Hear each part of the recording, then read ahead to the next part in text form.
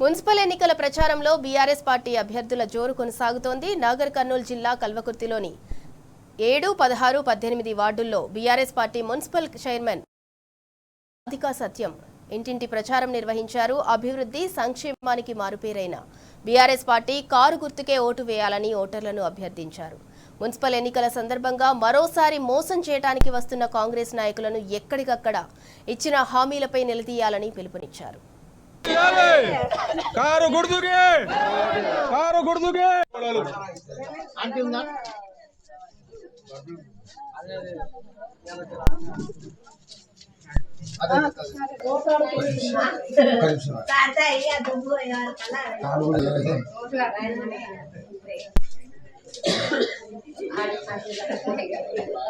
సత్యమాన భార్య